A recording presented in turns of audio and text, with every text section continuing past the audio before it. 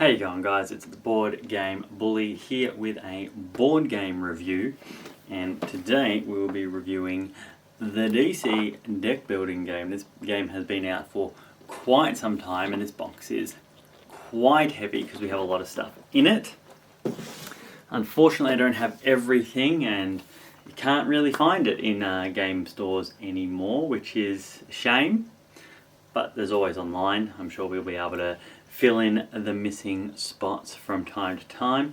Now, the DC deck building game, it's a very standard deck building game. That's the only mechanism. It's copped a lot of criticism for not being very thematic in the way that it plays out, but that's fine.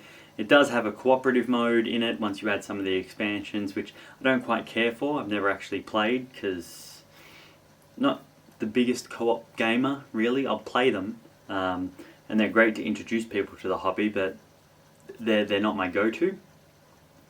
So what we'll do is we will jump in, have a look at how it's played, and then let you know what I think. Okay, so let's go through how the game plays. The first thing you're going to want to do is you're going to want to pick which hero or villain you will be playing. Now, because I have so many expansions for this game, we have them from all over. You've got Silk Spectre, Shazam. So we've already gone through, Watchmen now. Now we've got the DC. Here are the heroes. Here's from the Crisis expansion. And now you've got some villains there as well from the Villains expansion. Well, it doesn't have to be an expansion. The Villains one can be played by itself. So lots of choices there. Just keeps going. Keeps going. That's because I have so much stuff for this game. So the way we like to play that is you draw 3, pick 1. Then you're going to get your starting hand. Now again, I've got a whole bunch of starters mixed together, but they all work the same way. So let's just... So you've got your starters here. So you're going to start with 7 punches. So I've got a couple of different sort of punches in there. I don't know why I've obviously not counted correctly. 3, 4, 5, 6, 7. And then I was just like, oh, okay. You're also supposed to have 3 vulnerabilities. So you'll shuffle those 10 cards together. You'll draw 5. That'll be your starting hand. As you can see here, the punches have +1 power. Power is what you purchase things from. The vulnerabilities have nothing. So they're just deck filler that you need to get out of your deck to have an effective deck. You're then going to set up the board in front of you. So we have a bunch of villains here, or heroes, because we've got the 2 together, and we've got them all mixed together. These are your bosses. So some of these bosses, like Ra's al Ghul, will say, if it will focus, now these have a power, so when you beat them, you get them in your hand. So Ra's says, at the end of your turn, put this card at the bottom of the deck it's drawn from. This card starts the game on top of the supervillain deck. Now we don't play that way, just because we have so much. So you're supposed to take 8 of these, so we just shuffle them together. We take 8 and we put them however they may fall, and they come the last card in your lineup there. So as you can see, the cost on the bottom here, we're talking about power in the starting decks. This cost here is, it's a very blurry 8. It's a very, very blurry 8. This thing's got to work on its autofocus. There we go, 8. So you need 8 power to get that. So the best possible hand you can have at the start of the game is 5 power. That's best possible. So it's going to take you a little bit to ramp up to 8. What you're going to do next, when setting up, is you're going to take the main deck. Now, this main deck here, that's about 1/3 of the main deck we play with. You can see it's got lots of different cards here. So you've got grey cards are equipment cards, red cards are villain cards, blue cards are hero cards, and you've also got orange cards, they're superpower cards, and the ever rare location cards, which of course are not in the pile that I've picked up. They are very, very rare. Obviously the bigger the decks get, the harder they come across. They play in front of you when you play them, and you get their power for the rest of the game. So they're very strong, very rare. Now, the different types of cards will synergize with the different sort of starting characters that you could pick. But you'll have the deck here, and then you'll create a lineup of 5 cards. On your turn, you'll play the cards in your hand. Oh, there we go. No, there's one. The House of Mystery, the one on the left. That's a location. So, say it was my turn, I draw my starting hand and I get super lucky. I have 5 punches. Well, maybe lucky. We know that means that we're only going to have 2 power on our next turn, which isn't great. So we play our cards. Now the order you play your cards can be important, as some cards will trigger off other cards, and you do just need to keep in mind that and play them in the right order. I have 5 power. I can buy anything from the lineup with a power of 5. So I could buy the House of Mystery. I don't know why it likes my hand but not the card. So it's a location. So when you play this card, you leave it in front of you, as we already said. It has the ongoing effect of the first time you play this card, play a card with cost 5 or greater during each of your turns, you get to draw a card. So drawing cards is always good in a deck builder. We couldn't get the Scion Cell, but let's have a look at it anyway, because no, we'll just skip it. We'll go to the Indigo Tribe Power Ring. Power Rings are some of my favourite cards in the game because of how they change the win condition. So this gives you plus power equal to the power of a card that you've already played. So if you can partner that with something that's got a lot of power, it can be very good. At the end of the game, this is worth 1 VP for each power ring in your deck, but if you have Kyle Rayner, you can also win the game with them. We could also get ourselves Deathstorm,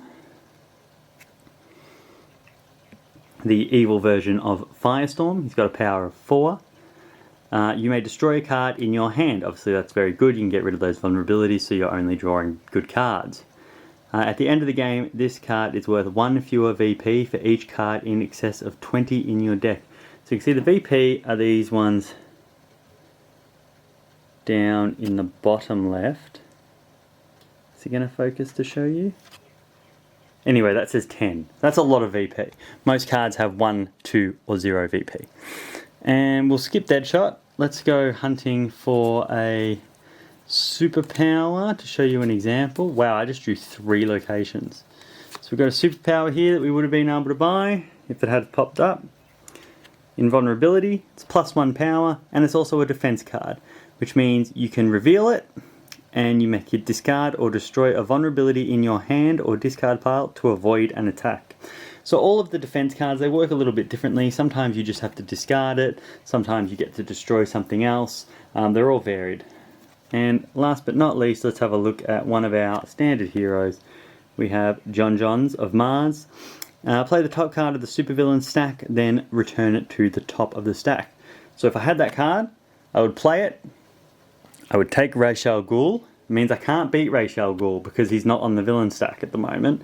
And I would get to play him, and he says plus 3 power. So that would give me straight plus 3 power. And it might let me trigger some other combinations as well because I'm playing a villain. Now, you might be wondering, what do I do if the lineup is full of high-powered cards, but I've got a low-powered turn? Well, that's where we have these superpowers here.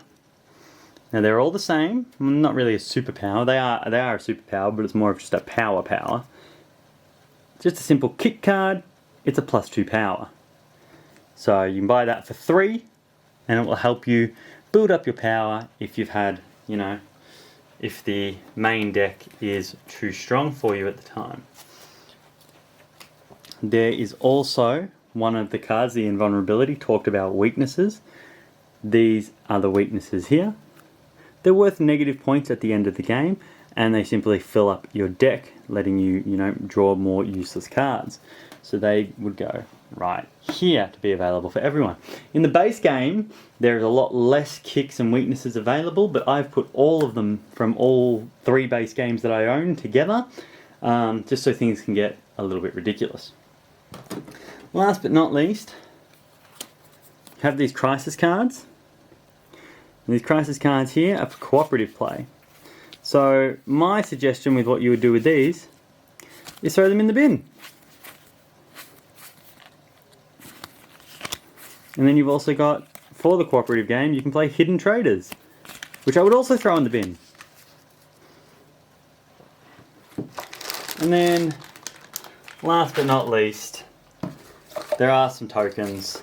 They added victory points. Victory points used to just be something that you calculated at the end of the game, but they have added some cards, which means you have a collection of them in front of you, and you will spend the game stealing these and handing them back and forth between the other players at the table. Not at the game, at the table.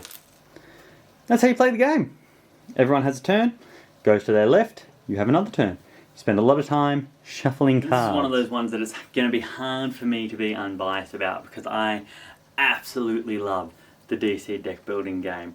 It is one of the first games that I added to my collection. It is one of the first games that I will pull out to play with people. Now, that being said, it does have some flaws. You can very easily have a runaway leader. There are a lot of very, very powerful cards in the deck, especially when you add the expansions. And adding those expansions, it does two things.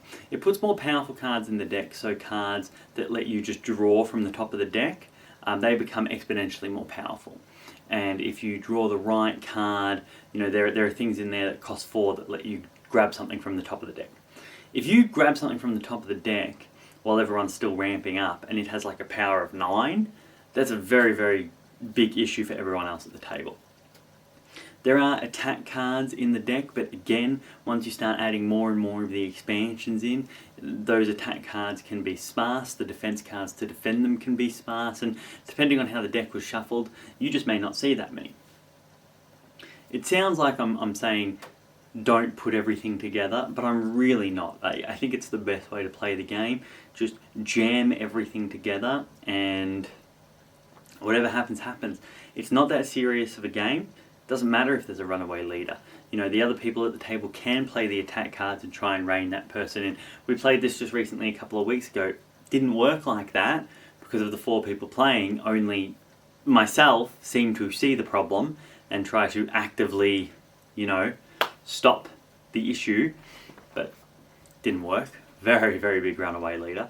But it's just great. I think, you know, there are some combos in there that if you manage to get them off while the draw deck is this big, like that's a cool story.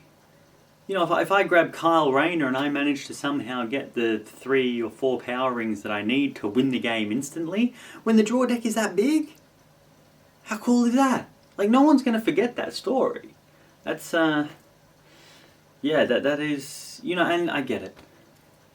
Batman punches the Joker and now the Joker is working for Batman. It doesn't make a lot of sense, but it's a lot of fun, and that matters. So here our aim is to have 2 different rating systems. For kids game that I play with my daughter, we rate those simply on, I will just give a 4 out of 10, and my daughter will give a thumbs up or a thumbs down. Listen to her, don't listen to me, because she's the target audience. For bigger games, I have a 4-point rating system. I call it the RAG system. So, we've got rules.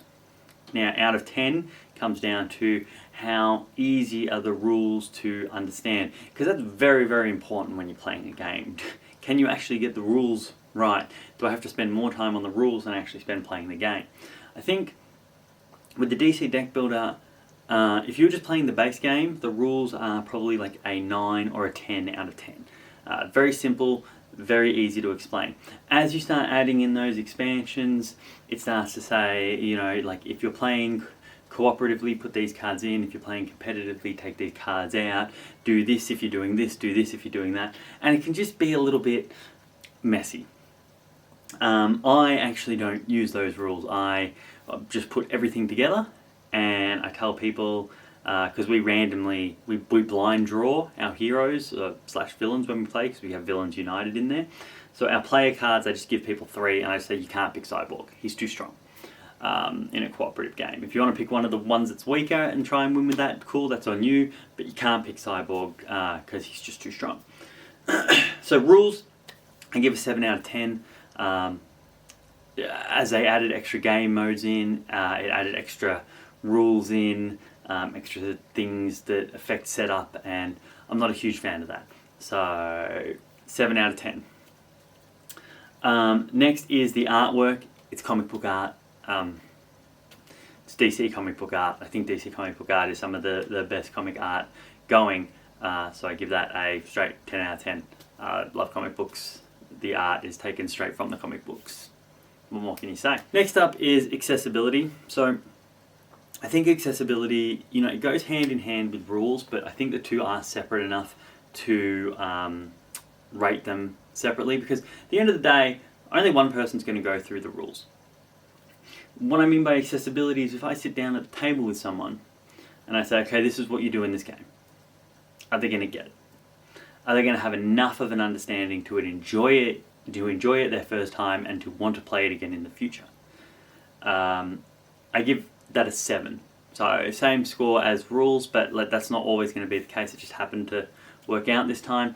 I think when I get into some of the concepts of a deck builder, if someone hasn't played them before, when I start talking about culling cards from your hand, I start talking about, defense cards because the supervillains are going to attack you, I think that's going to be a little bit much, if someone's playing their first deck building game. Because, some of those concepts aren't in all deck building games. That's why we give it a 7. Just that little added complexity of being able to attack other players, being attacked by the deck itself, having to defend yourself, having to cull cards. I think it's going to keep a couple of people out. It's not something that I'm going to be able to play with my grandparents. It's, if I'm able to play a game with my grandparents, and if I'm able to play that same game with my daughter, that's a 10 out of 10 for accessibility. I could probably play a watered down version of this with my daughter if we just played with open information and I helped her a little. She's 4, but I could see myself being able to get through a game of this with her. Grandparents, not so much. So 7 on accessibility. Oof, we are waffling here. Last but not least, the gameplay. Do I enjoy the gameplay? I do. I give the gameplay an 8 out of 10. That may seem high, but this is just a game I like playing. There will be heavier games that I rate lower and lighter games that maybe I rate higher. It just comes down to, do I like playing the game? And I really do. And everyone I play it with likes playing it as well. It can run a little long sometimes. It does have those issues with runaway leader and not perfectly balanced because we've added everything together. But I like the game.